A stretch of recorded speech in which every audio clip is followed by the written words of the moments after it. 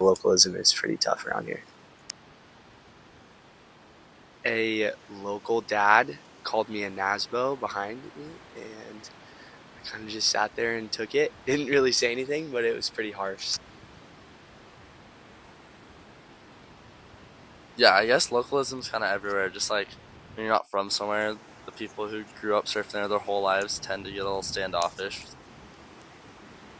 The locals definitely hold down some of the places, but if you're just respectful and kind of just keep your head down, it should be all good.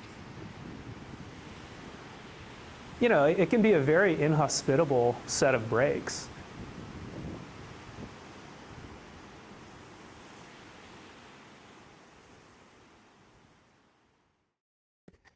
I'm Ben Cater, and I'm a professor of history and literature, and I direct the honors program. I've worked here almost 8 years. I was a student here in the 90s, and I'm glad to be back teaching here.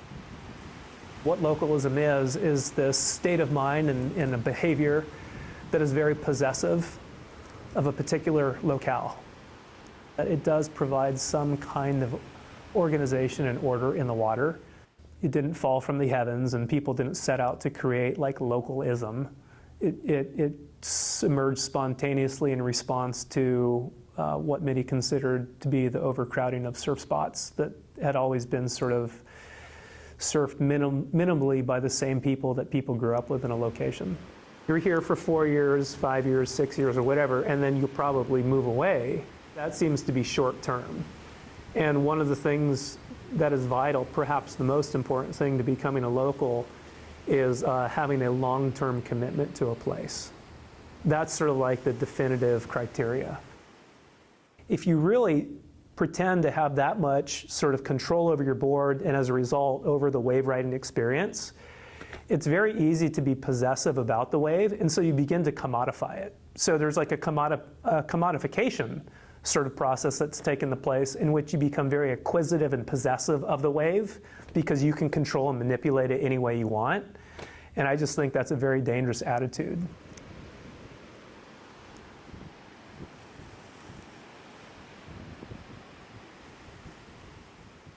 My name's Vaughn Tubbs, and I'm from Huntington Beach, California. It's like an addiction, you know, like my entire life. When I wake up, who I hang out with, where I travel, like who my friends are, everything is just revolved around surfing because, you know, when the waves are good, they're good, and when they're not, they're not. There definitely is animosity towards college students. Like on the cliff a couple weeks ago, there was, it was funny, there's like a big cliff face, and someone spray painted Nazbos not welcome, like in all caps letters. And some of the locals paddle out with pocket knives and cut leashes if you paddle out with a leash, just purely out of spite because it's like an unspoken rule. And, you know, it's like, I don't agree with it, but, you know, it's not my place to be agreeing or disagreeing. So. And there's a lot of students here that, especially the ones that surf good, that just think they own the place because they surf better than the locals, and that it really does cause problems. But there's also a lot of locals that see the few students here that are like that, and they say, oh, if a couple of them are like that, all of them must be like that, and it doesn't matter if you do anything wrong or not, they're just going to be pissed at you for no reason. I'm from Kauai, and there is definitely localism there. And I understand that side where you want to be kind of protective of your spot, of somewhere you've surfed every day, because it's special to you, and you don't know if the people who are just coming in are going to respect it or are going to respect the locals there. But I think it would be more productive for people just to be kind to each other and explain to newer surfers the lineup and how everything works. I think that could aid to the problem of localism, maybe fostering a more inclusive community. I mean, if you really love something and you're concerned about its like preservation and safety and that it's maybe endangered by overcrowding, then you'll have this sort of defensive attitude.